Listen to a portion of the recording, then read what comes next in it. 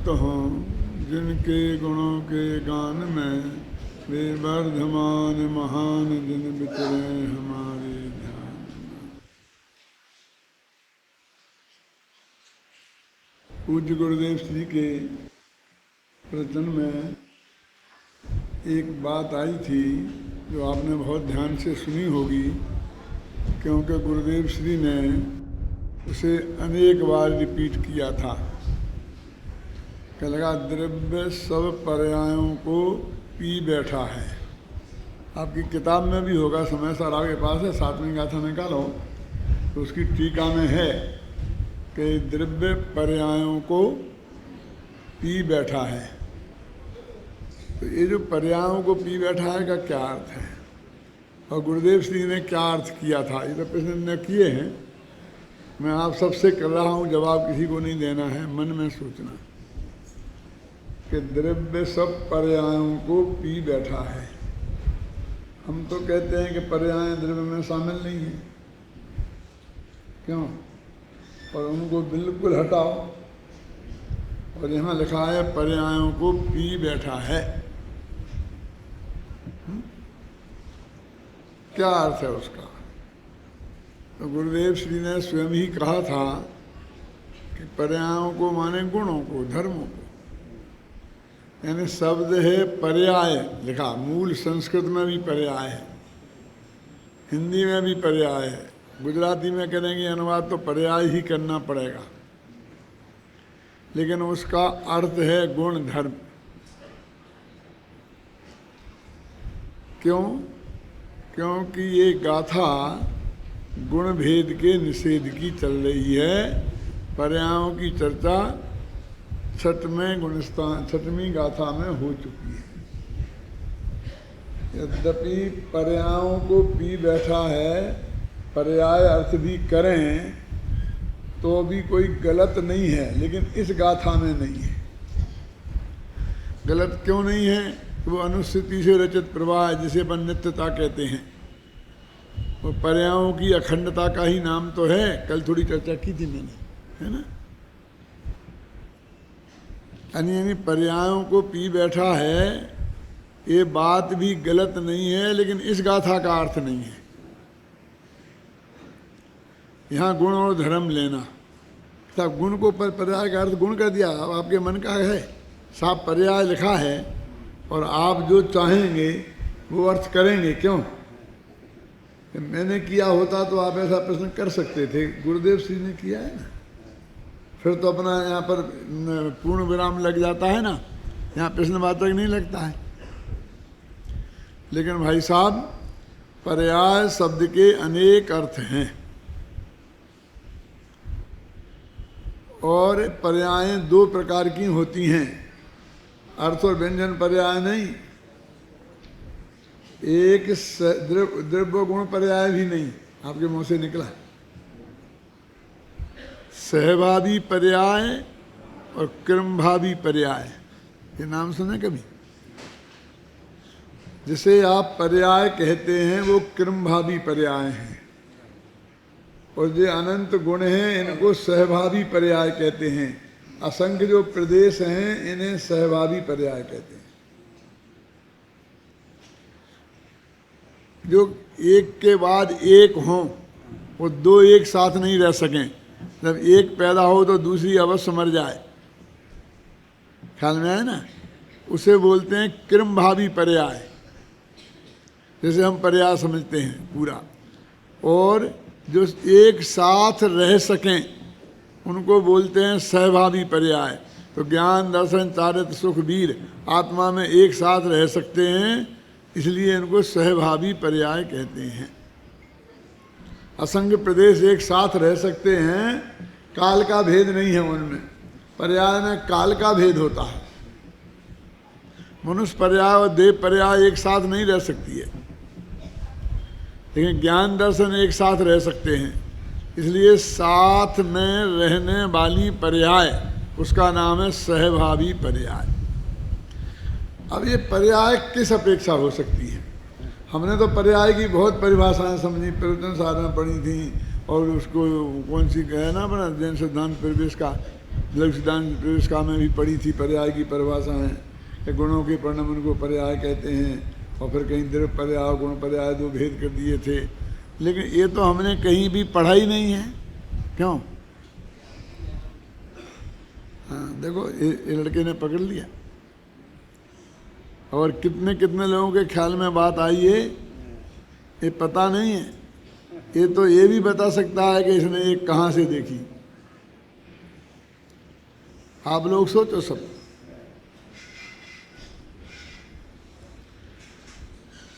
मैंने एक किताब लिखी थी कि उसका नाम बताया था कि दृष्टि का विषय, दृष्टि का विषय किताब लिखी थी, उसमें बहुत व्याख्यान भी किए थे। तो उसमें एक परिभाषा दी थी कि नए चक्र में भी है ना कि दृष्टि का विषय जो है उसमें जो पर्याय शामिल नहीं है, तो कौन सी पर्याय, उस पर्याय की क्या परिभाषा है लेना। ये बहुत परिभाषाएं हैं ज्ञानचंद जी साहब, तो उसमें कौन सी परिभाषा लेना।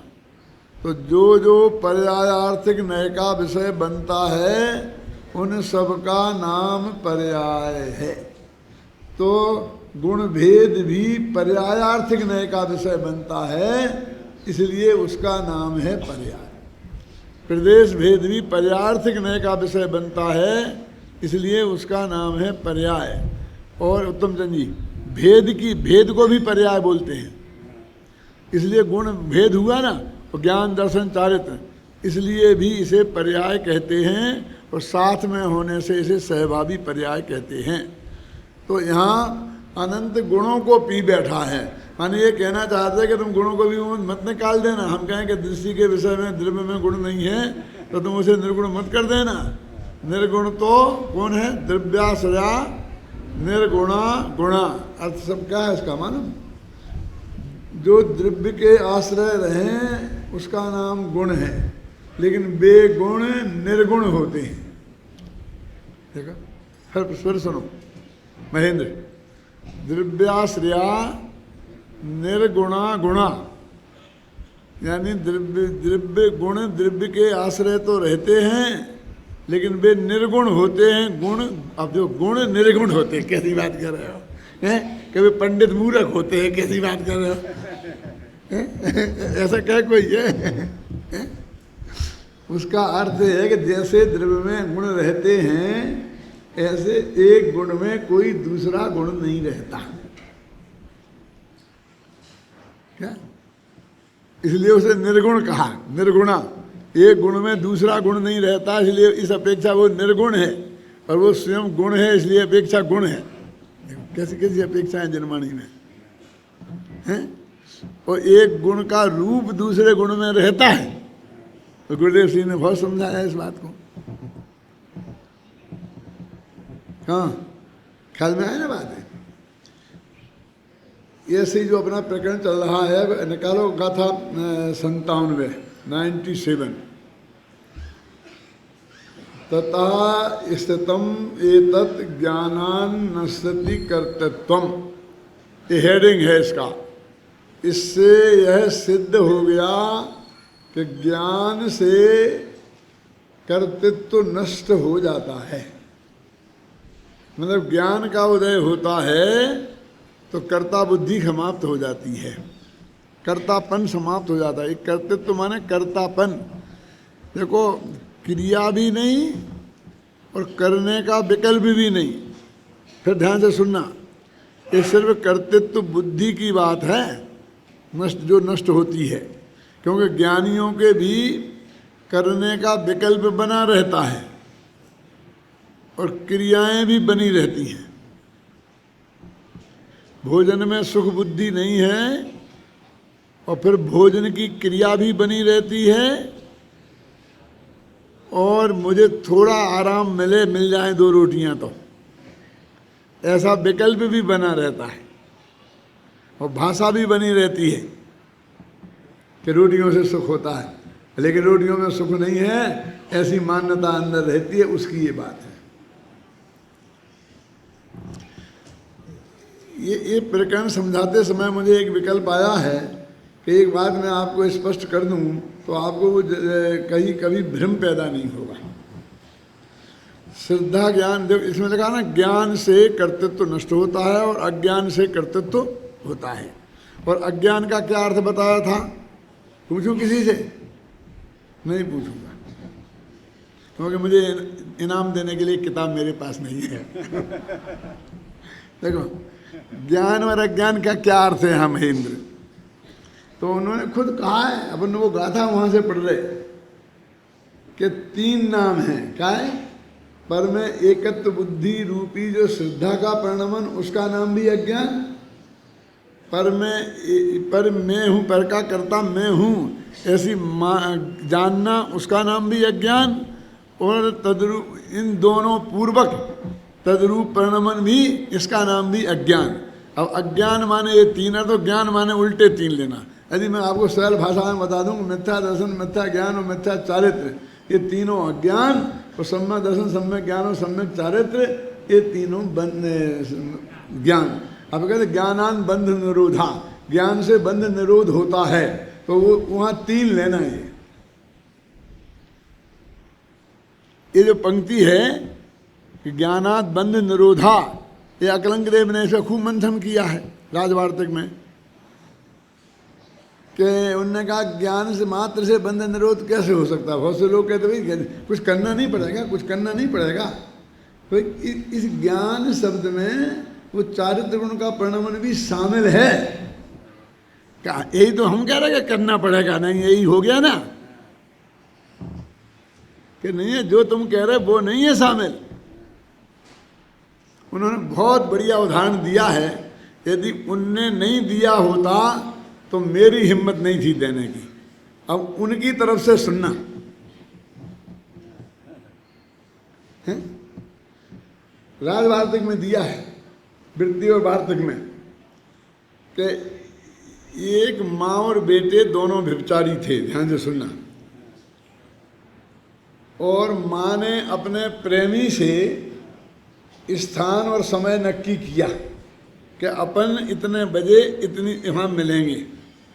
अमावस की अंधेरी रात थी और जो भी इतने बजे जो उन्होंने नक्की किया था 11-12 बजे, और अपन फलां जगह मिलेंगे। और उसके बेटे ने अपनी प्रेमिका से भी स्थान और समय नक्की किया था। और भाग्य से, दुर्भाग्य से समझ लो कि दोनों का एक ही स्थान और एक ही समय था। अब अकलंक देव के देखो तो कैसा कैसा उदाहरण बनाते हैं। उनके दिमाग में, खजाने में जो उदाहरण पैदा हुआ, ऐसा कभी दुनिया में हुआ नहीं होगा आज तक, है ना? लेकिन उनके दिमाग में ऐसा उदाहरण पैदा हुआ पदम जी। अब वो दोनों जने पहुंचे। क्या हुआ कि लड़के की प्रेमिका किसी काम में अटक गई, वो निकल नहीं सकी। और माँ का प्रेमी कहीं अटक गया, वो निकल नहीं सका। और यहाँ से माँ और वहाँ से बेटा दोनों आए। देखो, इसलिए मैंने पहले कह दिया था कि मेरी हिम्मत नहीं है क्या। और अंधेरी भयंकर रात थी, बहुत घने बादल थे, भादों की अमावस्या थी, बादल गरज रहे थे। और अब वो वहाँ आवाज़ तो बातचीत तो कर नहीं सकते थे क्योंकि कोई सुन लेगा तो उनने लगा के वे दोनों मिले। इतने में बिजली चमकी तो एक दूसरे को ज्ञान हुआ सत्य का। तो ज्ञान हुआ तो निर्वृत्ति तत्समय होगी कि अगले समय। ऐसा कैसे? क्या क्या ये हमने 12-13 वर्ष की उम्र में पढ़ा था। हमने राजवार्तिक 13 वर्ष की उम्र में पढ़ा था क्या? तो 15 वर्ष की उम्र तो हम न्यायातीत हो गए थे। आप समझे ना? इनने कहा ज्ञानाद अज्ञ, मतलब इसलिए उसमें क्रिया आ गई, उसको हमको कहने की जरूरत नहीं। उन्होंने वो लौकिक क्रिया भी सिद्ध की कि उसमें ऐसा नहीं है कि अभी जाना और अगले समय निवृत्ति होगी, ऐसा नहीं है। तत्समय ही निवृत्ति गारंटी से होती ही है। इसलिए जब सम्यक ज्ञान पैदा होता है तो अनंतानंद के कसाय के अभाव रूप सम्यक चारित्र भी उसके साथ ही पैदा होता है। ये बात वहां उन्होंने सिद्ध की है।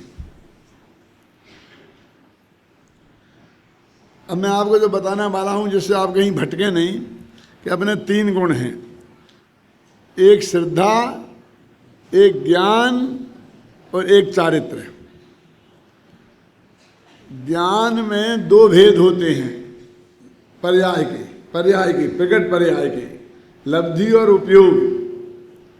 और चारित्र में भी 2 भेद होते हैं, और उनका नाम क्या है?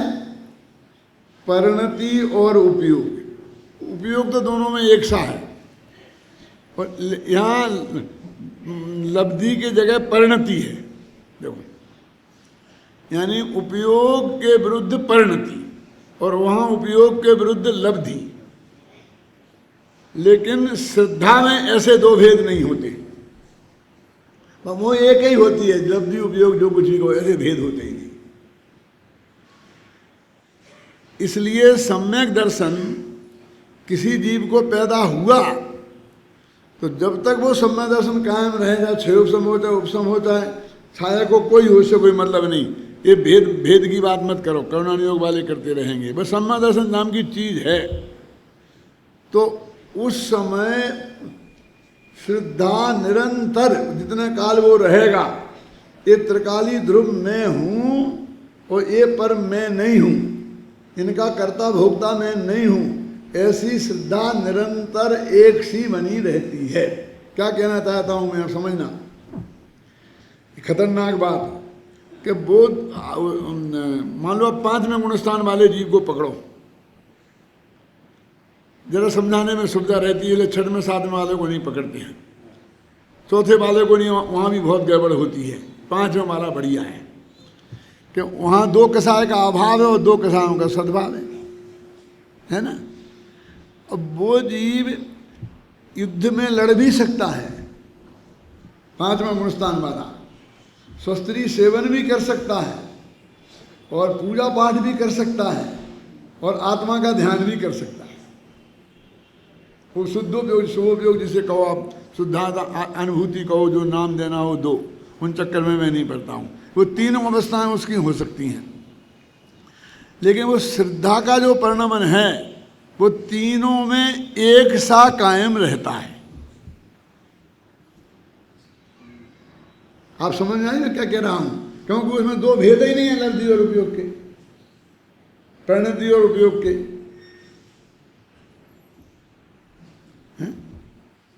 समझ गए? अब ज्ञान में यदि वो लड़ने में लग रहा है तो उपयोग तो लड़ाई में है, क्योंकि बराबर उपयोग नहीं लगे ध्यान पूर्वक तो गोली सही जगह नहीं लगेगी। बाण चलाना है, कोई भी चलाना है, क्यों? उसमें उपयोग लगाना पड़ेगा ना उसे पूरी तरीके से तन्मय होकर के, हैं? तो भी परिणति में मैं परद्रव्य का करता नहीं हूं, कोई किसी को मार जला नहीं सकता है, ये भाव उसका परिणति में बना रहेगा। ज्ञान की परिणति, लब्धि में, लब्धि ज्ञान में ये ज्ञान कभी एक समय ओझल नहीं होगा तो मिथ्या दर्शन हो जाएगा। उस सम्यक ज्ञान भी निरंतर जागृत रहता है।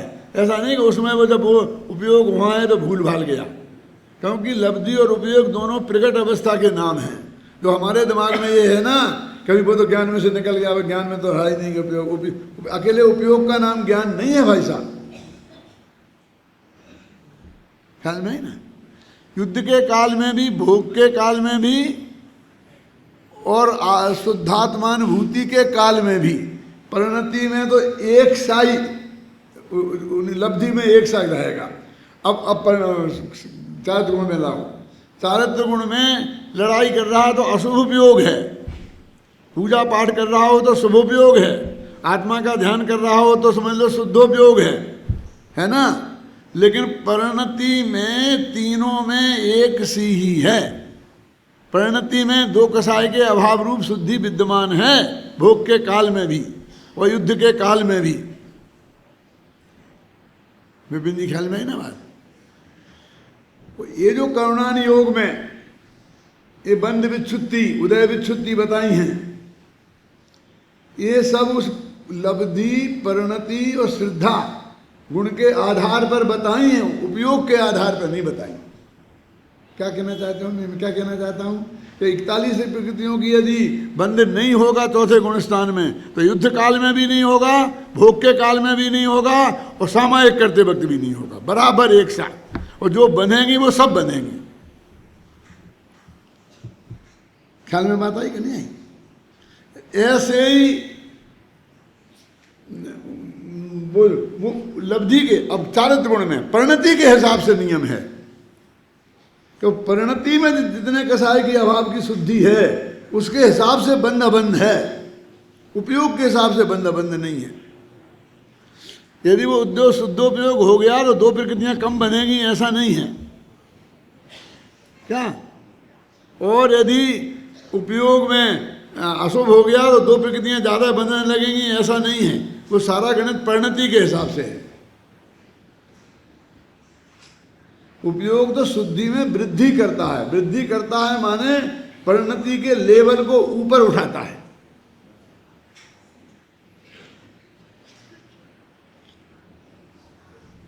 इसलिए मुनिराजों के हो चाहे पंचम गुणस्थान वाले, चौथे गुणस्थान वालों के, जो पुरुषार्थ सिद्धि उपाय में लिखा ना कि ये नांशेन तुरागा तेनांशेन बंधनम अस्ति, और ये नांशेन सुदृष्टि, ये नांशेन सुज्ञानम, ये नांशेन चरित्रम, तेनांशेन बंधनम नास्ति।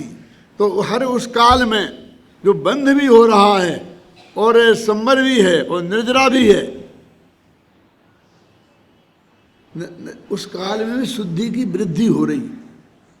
ये नहीं समझना कि वृद्धि रुक गई, शुद्धोपयोग काल में थोड़ी तेज हो जाएगी, लेकिन उस काल में भी निर्मलता बढ़ रही है परिणति में। ख्याल में है ना? कब? कि जब उपयोग बाहर है। इसका प्रमाण क्या है? तो एक करुणा नहीं हो गया। इसका प्रमाण क्या है कि असंख्य गुण निर्जरा, तो 11 स्थान है ना, सम्यक दृष्टि, श्रावक, वृत्तानंत, वियोजक। ख्याल में? तो प्रति समय होती है ना वो सम्यक दृष्टि की।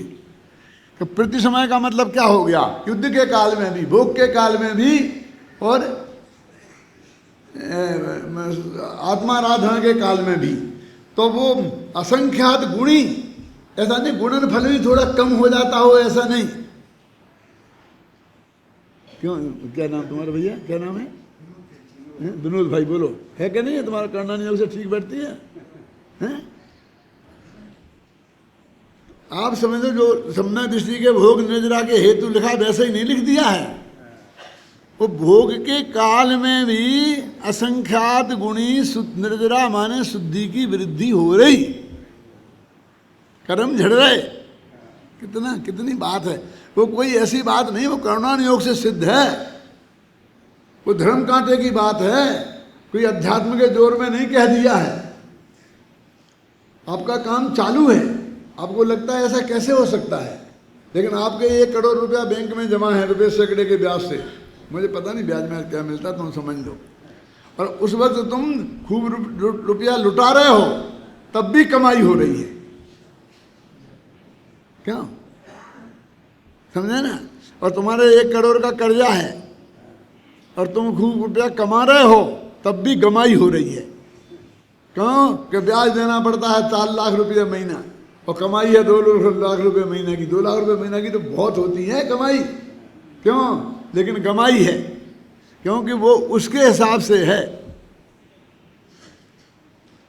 ये सारा गणित ख्याल में आए ना? ये गणित ख्याल में रहेगा तो सम्यक दर्शन की महिमा ख्याल में आएगी। और सम्यक दर्शन तीनों ही गुण एक साथ है ना। अकेला सम्यक दर्शन से क्या है? वहाँ ज्ञान, श्रद्धा, ज्ञान और चारित्र तीनों गुणों में। इसलिए तीनों गुणों को उनने विपरीत परिणमन हो तो अज्ञान कह दिया, और तीनों ही गुणों के विपरीत सही परिणमन को ज्ञान कह दिया। अब देखिए 12 भावना पढ़ो जरा। दुर्लभ है संसार में एक यथार्थ ज्ञान। क्या अर्थ है ज्ञान का? अर्थ है ज्ञान का अर्थ है ज्ञान नहीं है भाई साहब। ज्ञान का अर्थ है सम्यक दर्शन, सम्यक ज्ञान और सम्यक चारित्र।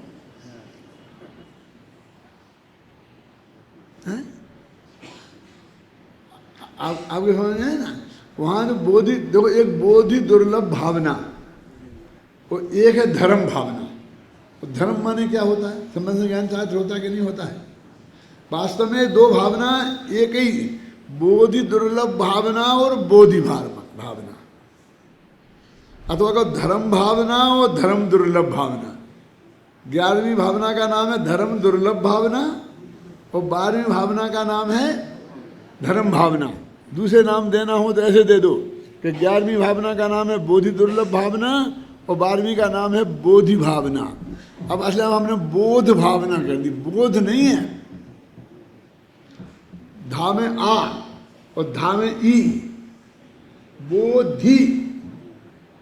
आपको कुछ अंतर समझ में नहीं आता होगा। संस्कृत पढ़ने वालों को जो हमारे लोग मालूम क्या करते हैं कि ये जो सा सा सा 3 सा होते हैं ना, तालब दिशा, दंतीसा और मूर्धन तीसा, तो इनके उच्चारण में जिनको फर्क समझ में नहीं आता, क्या है उनको क्या लिखा होता है तुम बता दो। वो कहते हैं कि उनको क्या फर्क पड़ता है कि लेटर बाउ निकलती है ना, कभी तो सा निकलती है और मौ से निकलती है, उनके तो दो ही एक से है। ऐसा लिखा है एक नीतिकांड में, क्या कि उनके सासा में क्या फर्क है, चाहे यहाँ से निकले सासा चाहे यहाँ से निकले, सब सासा एक से ही है? तो इतने, क्योंकि इतना फर्क पड़ता है। बोधि माने होता है रत्नत्रय और बोध माने होता है अकेला ज्ञान। हमने कह दिया कि ज्ञान दुर्लभ है दुनिया में और धर्म सबसे अमोलक है। बोधि का अर्थ ज्ञान कर दिया, ज्ञान है ही नहीं, बोधि का अर्थ रत्नत्रय है।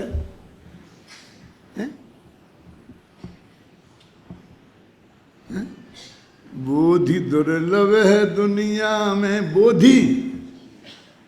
अब बोधि का अनुवाद करते हुए तुमने ज्ञान कर दिया, ज्ञान तो बोधि का अर्थ है ही नहीं। हाँ, पहलवान समझ में आता। ये इस गाथा के पहले मैंने आपको क्यों बताया, जो अपनी चलने वाली गाथा है ना 97, क्योंकि इसमें ये बात आने वाली है। देखो अपन पढ़ते हैं जरा इससे। ए देन दिशो कत्ता आदा निश्चय विदूह परी कह दो, एवं खल सो जान दी सो मुंच दिशव्य का तुम। बोलो बस इस तरह करता कहें,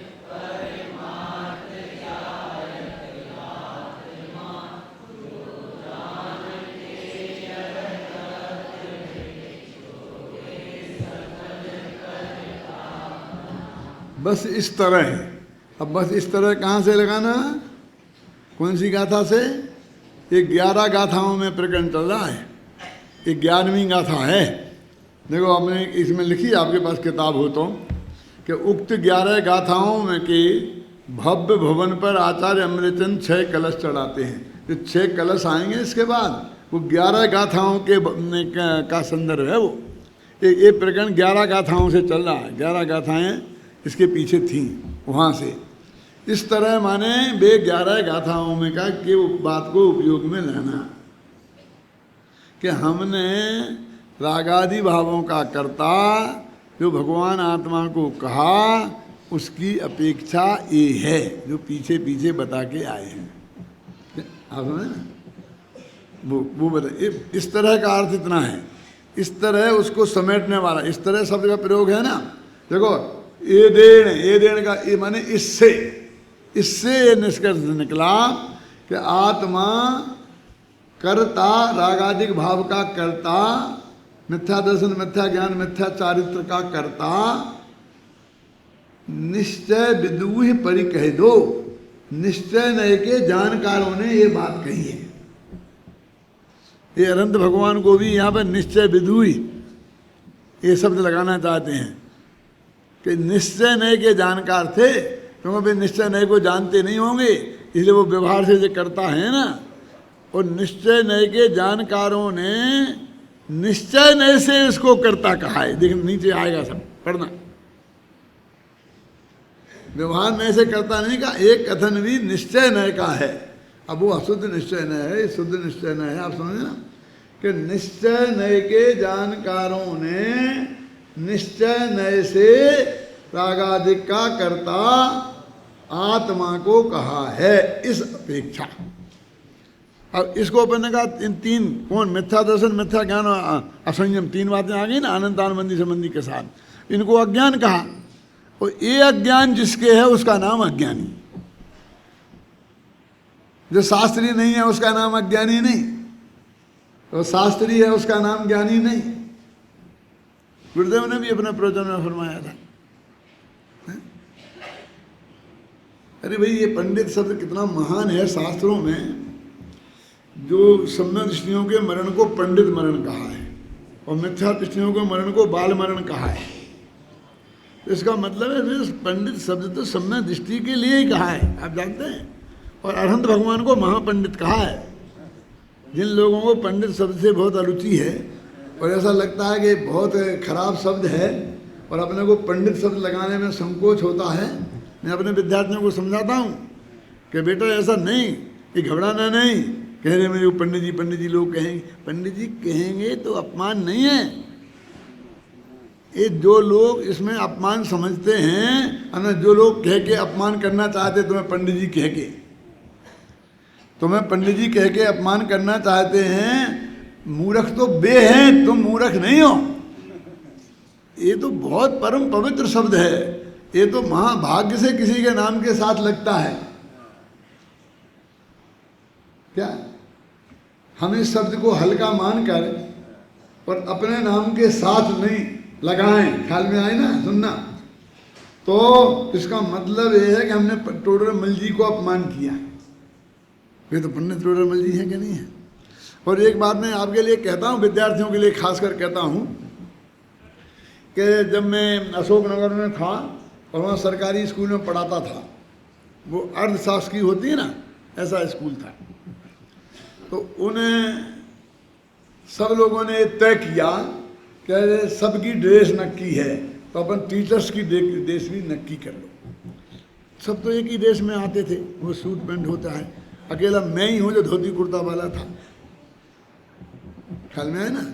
तो उन्होंने मन मिला करके मीटिंग बुलाई, और मीटिंग अध्यापकों की, और मीटिंग में तय किया कि भाई साहब ये ड्रेस नक्की कर लो। मैंने कहा कर लो, कोई दिक्कत नहीं है, लेकिन एक शर्त है कि जो काम होना चाहिए वो सर्वसम्मति से होना चाहिए। हाँ बोले बिल्कुल सही बात है, एक देश में झगड़े का क्या काम। अपने तो आज तक हमने जो काम किए सब सर्वसम्मति से ही किए। बहुत से ट्रस्टी लोग कहते हमारे ट्रस्ट में सब काम सर्वसम्मति से ही होता है। इसका मतलब सब ट्रस्टी तुम्हारे मूर्ख हैं।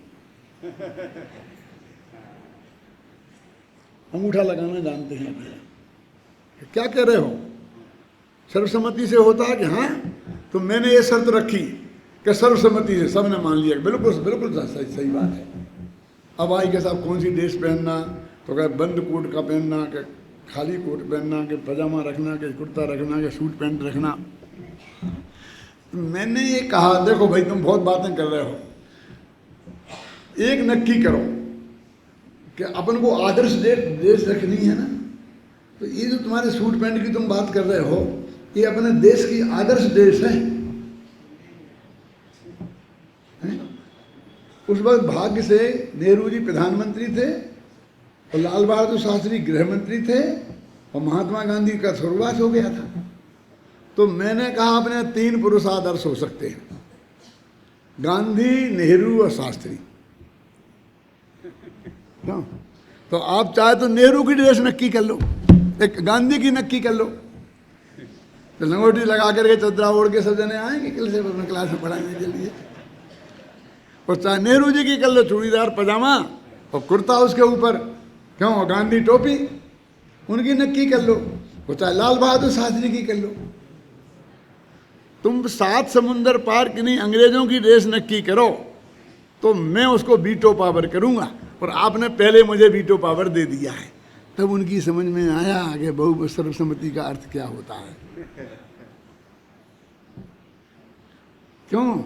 मैं जानता था कि इनका तो विशाल बहुमत है। क्यों? सब एक मत हैं और इनको कुछ बदलना नहीं पड़े, वही ड्रेस में नक्की होनी है, उन्हें काय का ऑब्जेक्शन होगा? हैं? अकेला इनको तो मेरे ही गले में वो अंग्रेजों की टाई बांधनी है, ये संभव नहीं है। अब आदर्श हमारा क्या होना चाहिए? कौन हो आदर्श? मैंने कहा देखो मिस्टर, जवाहरलाल तो अकेला पंडित है, पंडित जवाहरलाल है ना, और लाल बहादुर अकेला शास्त्री है, और मैं पंडित हुकुमचंद शास्त्री।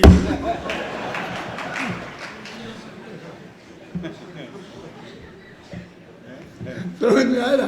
तब डॉक्टर तो बना नहीं था, तो मैं आज भी साइन तो हुकुमचंद शास्त्री ही करता हूँ ना, सर्टिफिकेट भी आपने देखा होगी, और वो नाम मैंने बदला नहीं है, आप लोगों ने बदल दिया, ख्याल में है ना?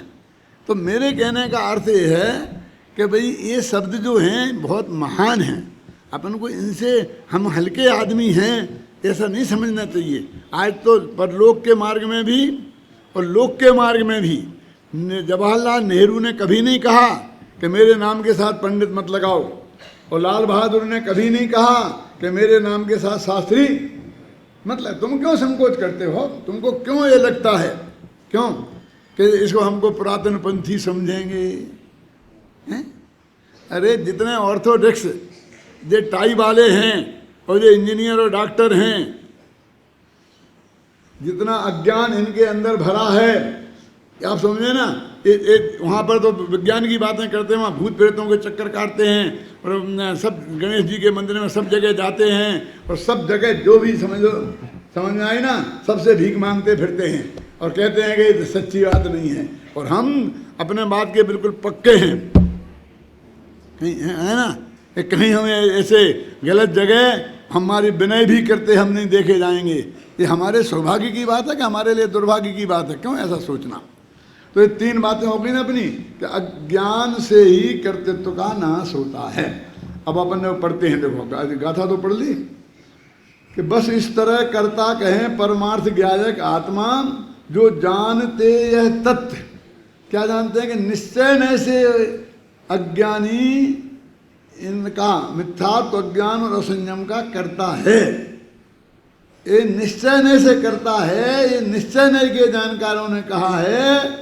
ऐसा जो जानते हैं वे कर्तापन छोड़ देते हैं। देखो, व्यवहार कहेंगे और उसे गाली देंगे तब कर्तापन छोड़ेंगे, ये कहाँ है? अशुद्ध निश्चय न से करता है ना।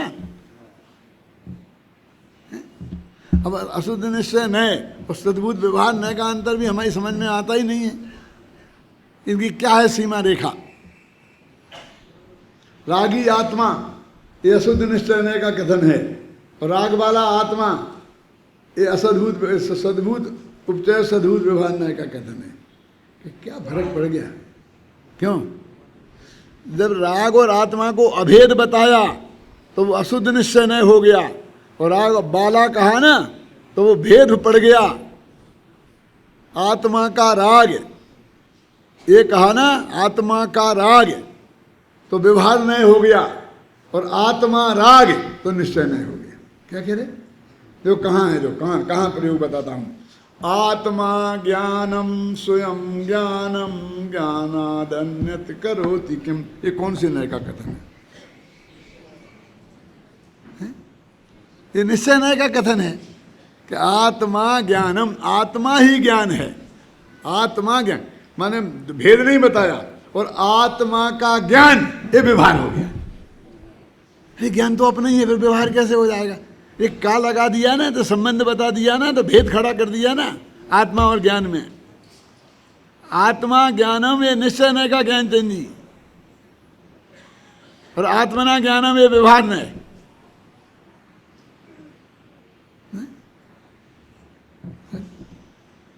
आओ पढ़ो, 2-4 साल हमारे नए चक्र की क्लास पढ़ो हमारे संजीव गोदा से, तो मालूम पड़ेगा क्या है खेल। क्या है सकृत बारम भूंगते? नहीं, सकृत बारम भूंगते नहीं जाना सुना तुमने? विद्यार्थियों तो जानते ही होंगे। एक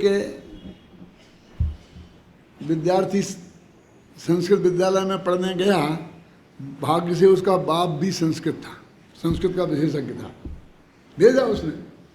अभी ये आया तो 4-6 महीना संस्कृत पढ़ी और ऐसी बीमारी लगी कि वो हर बात संस्कृत में बोलने लग गया। क्या? और वो चिट्ठी भी पिताजी को लिखी तो उसने संस्कृत में ही लिखी। क्या लिखी? आम स्वभी सह सकृत वारम भुंगते। नहीं, आपको समझ में नहीं आया होगा। क्या लिखना चाहता था वो? कि मैं मित्रों के साथ दिन में एक बार भोजन करता हूँ यहाँ। माने मेरे भोजन, यहाँ छात्रावास है तो सारे सहपाठी हम एक साथ भोजन करते हैं और दिन में एक बार, उस जमाने में एक ही बार करते होंगे। क्या? अहम स्वभी सकृत वारम भुंगते। अब उसने क्या गलती की? क्योंकि इस सा माने जो सड़क का सा है ना, मैं सड़क का क्यों लिखूं, मैं तो संस्कृत वाला हूं, इसलिए उसने तालब बीसा लिखा। तालब बीसा समझ गए बात? तो उसका क्या अर्थ हो गया? हम स्वभी सह सकृत वारम भुंगते। वहां पर स्वा माने होता है मित्र, दंतीसा हो तो स्वा माने मित्र, और तालब बीसा हो तो स्वा माने होता है कुत्ता।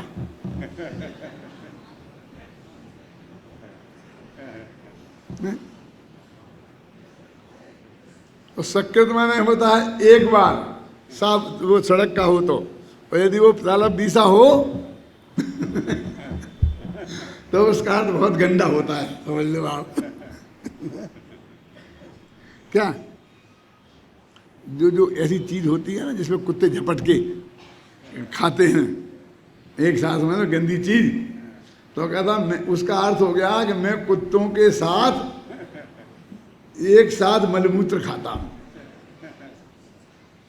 तो बाप ने माथा ठोक लिया कि ये पड़ा है,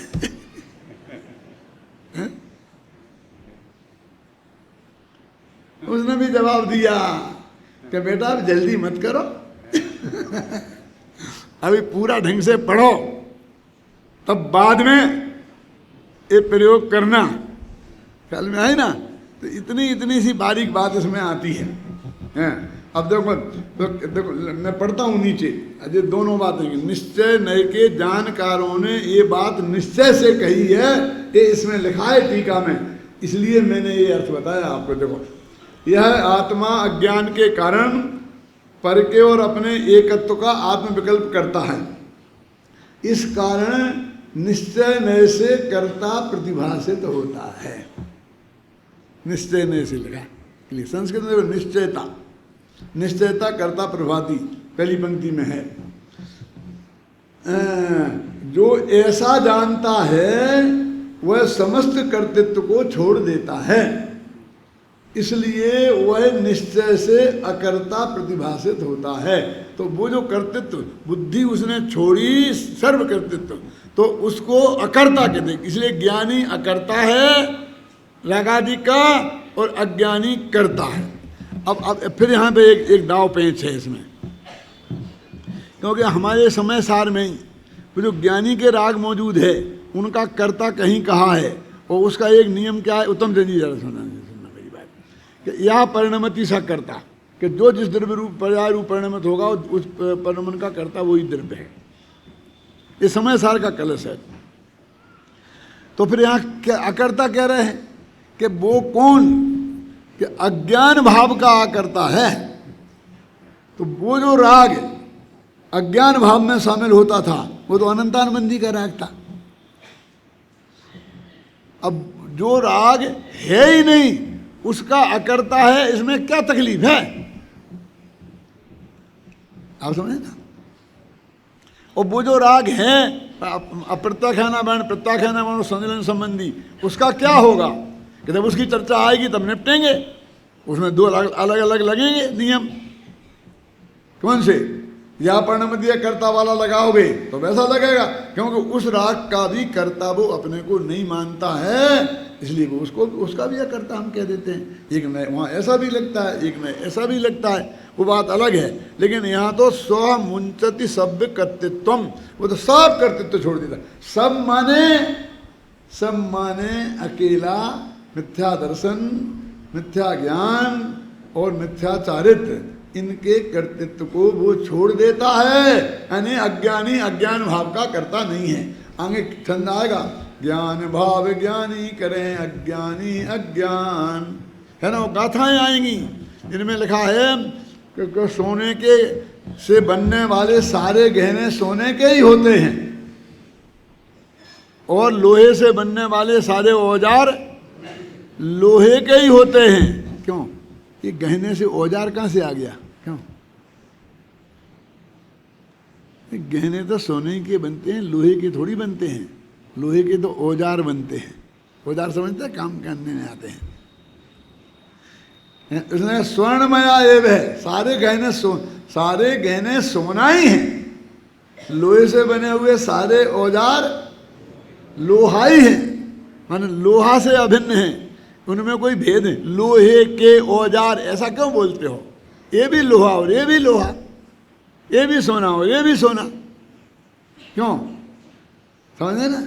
ये रखा है अपना, ये कहेंगे देखो साहब हमको कलशा पे चढ़ाने के लिए इतना तोला सोना चाहिए, और फटाफट माताएं बहनों ने अपने अपने उतार के दे दिए, ढेर लग गया। क्यों?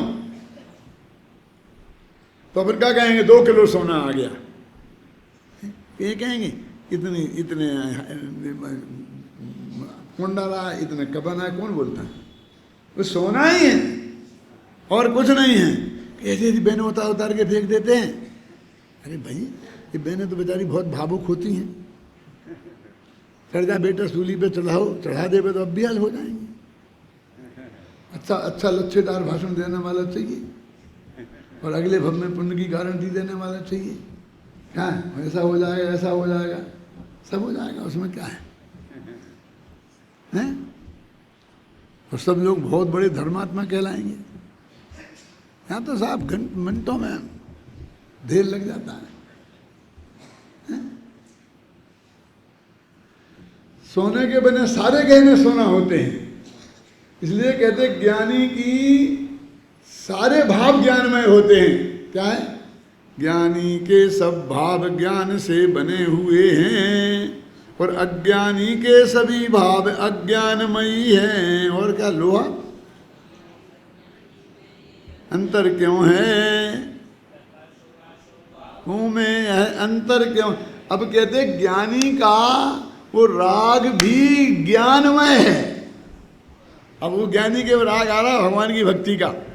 आप समझे ना, अकर्ता बुद्धि पूर्वक भगवान कुछ नहीं करते, एक तरफ दूसरे तरफ का कुछ नहीं करते।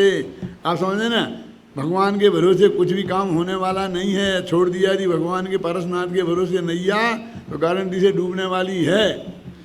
ऐसी श्रद्धा पूर्वक, ख्याल में बात आई कि नहीं आई? और ज्ञानी के जितना भक्ति का भाव आता है वो सब ज्ञानमय बना, वो राग भी ज्ञानमय है। कैसी बात करते हैं? ज्ञानी की भूमिका में जो राग विद्यमान है वो राग भी ज्ञानमय है, और अज्ञानी की भूमिका में जो लोक में सत्क्रिया भी हो वो भी अज्ञानमय है। जैसे कहते पागल माता को माता भी कहे तो भी वो अज्ञानी ही है। आता क्या नहीं आता? क्योंकि उसे माता का और बहन का भेद पता नहीं है, पत्नी का और माता का भेद पता नहीं है, तो वो कभी कभी सत्य भी बोले। तो कदाचित इस बात को नहीं समझने वाला कदाचित सत्य भी बोले, ख्याल में आई ना, तो भी उसका सब वो अज्ञानमय भाव है। देखो, यह आत्मा अज्ञान के कारण पर के और अपने एकत्व का आत्मविकल्प करता है। इस कारण वह निश्चय से कर्ता प्रतिभाषित होता है। ऐसा जो जानता है वह समस्त कर्तृत्व को छोड़ देता है, इसलिए निश्चय से अकर्ता प्रतिभाषित होता है। अब इसी बात को विशेष समझाते हैं। बात तो हो गई।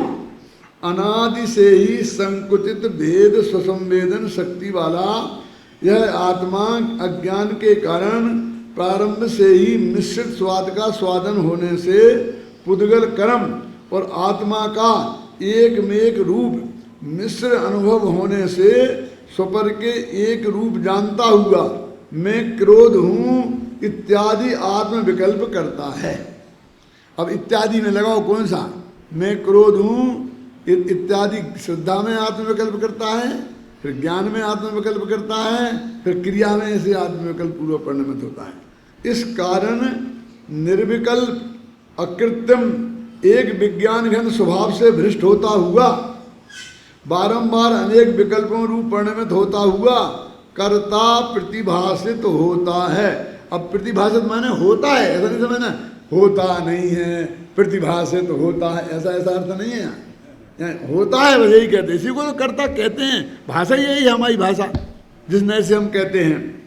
और जब वह आत्मा ज्ञानी होता है तब ज्ञान के कारण पुद्गल कर्म और अपने स्वाद का भिन्न भिन्न अनुभव होने के कारण भेद संवेदन शक्ति से संपन्न होता हुआ यह जानता है कि अनादि निधन निरंतर स्वाद में आने वाला अन्य समस्त रसों से विलक्षण अत्यंत मधुर चैतन्य रस वाला आत्मा और कसायों में एकत्व का अध्यास अज्ञान के कारण होता है। इस प्रकार पर को और स्वयं को भिन्न भिन्न जानकर यह आत्मा में एक अकृत्रिम ज्ञान ही हूँ, कृत्रिम क्रोधादि नहीं। अकृत्रिम का मतलब ज्ञान स्वभाव, वो किया हुआ नहीं है ना, और क्रोध नया पैदा हुआ और नया खत्म हुआ है। ऐसा जानता हुआ मैं क्रोध हूँ इत्यादि आत्म विकल्प किंचित मात्र भी नहीं करता। इस कारण समस्त कर्तृत्व को छोड़ देता है, इसलिए सदा ही उदासीन होता हुआ मात्र जानता रहता है। अतः निर्विकल्प अकृत्रिम एक विज्ञान घन होता हुआ अत्यंत अकर्ता प्रतिभाषित होता है। ज्ञानियों को कर्तृत्व का मूल अज्ञान है। इस बात को 87वीं गाथा से 97वीं गाथा तक विविध प्रकार से विविध युक्तियों से विस्तार द्वारा समझाया गया है। ये 11 गाथाओं का निष्कर्ष है, जिसमें अभी अपन ने 7 गाथा यहाँ कितनी कहाँ से शुरू की? 94, 95, 96, 97 4 गाथाएं अभी की, वो 7 देवलाली में हुई थी। उन 11 का निष्कर्ष है। उक्त 11 गाथाओं के भव्य भवन पर आचार्य अमृतचंद्र 6 कलश चढ़ाते हैं। ये जो छंदों को कलश क्यों बोलते हैं? वो कहते हैं कि ये जो समय सार है और उसकी आत्मख्याति टीका है, ये एक जिन मंदिर है जिसमें भगवान आत्मा विराजमान है, और ये जिन मंदिर के ऊपर कलश चढ़ाए जाते हैं। इसलिए उन छंदों को वे कलश नाम से अवहित कहते हैं। ख्याल में ना, जिनमें मुख्य रूप से यही कहा जाने वाला है, जिन 6 कलशों में, कि इस जगत में जो कुछ भी अप्रशस्त है, सुनो, अप्रशस्त माने खोटा, असुंदर है, वह सब अज्ञान के कारण ही है। अज्ञान माने बोलो, मिथ्या दर्शन, मिथ्या ज्ञान और मिथ्याचार। और जो कुछ प्रशस्त और सुंदर व सुखद होता है उसका मूल कारण एकमात्र सद्ज्ञान माने सम्यक दर्शन ज्ञान चारित्र है। देखा ना इसमें, ये है। ये बात इस गाथाओं का निष्कर्ष है। बस ये कहना चाहते हैं कि अज्ञान माने अज्ञान भाव का कर्ता अज्ञानी है और ज्ञान भाव का कर्ता ज्ञानी है। इसको बराबर तर्क और युक्ति से सिद्ध किया है।